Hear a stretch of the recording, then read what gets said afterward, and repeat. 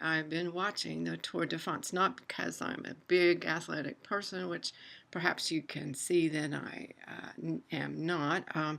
It may be in another reality, but not this one. I watch it because I like to see other places, other people. I'm so fascinated by how people ride in a race like that. It's like a clan of people that that are both those who help you along the way and block you from getting where you want to be.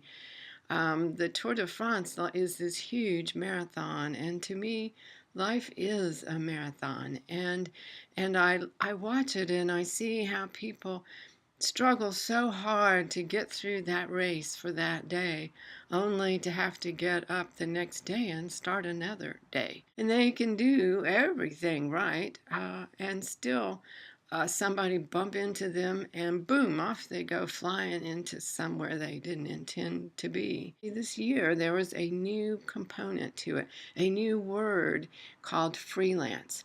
And it was like this one bicycler had his team, his pod that was supposed to help him succeed, help him not have quite such a hard time. And they had really been pulled away to work with somebody else they thought was going to be more successful. And so he was on his own. He had to find his own way and succeed without any buffers, without any ease. And so they said he was freelancing. Is an urban stray someone who freelances in her own life?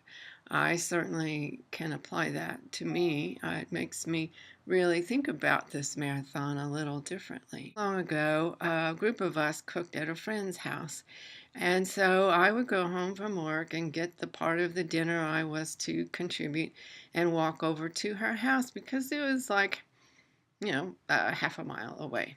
She would get on her bicycle and ride over and meet me about halfway, and then she would ride circles around me, round and around, urging me forward, sort of like the coaches or whatever they're called in the Tour de France, some of them leaning out the window and encouraging the biker to dig deep and go. She would exhort me to go faster and faster. Well, she had two wheels and I just had two little legs, and I was carrying something and going as fast as I desired, and I didn't really want to be a veritable blur of food being carried to her house. And so finally one day I just looked at her and I said, "Hey, I'm pedaling as fast as I can." It just came out that way.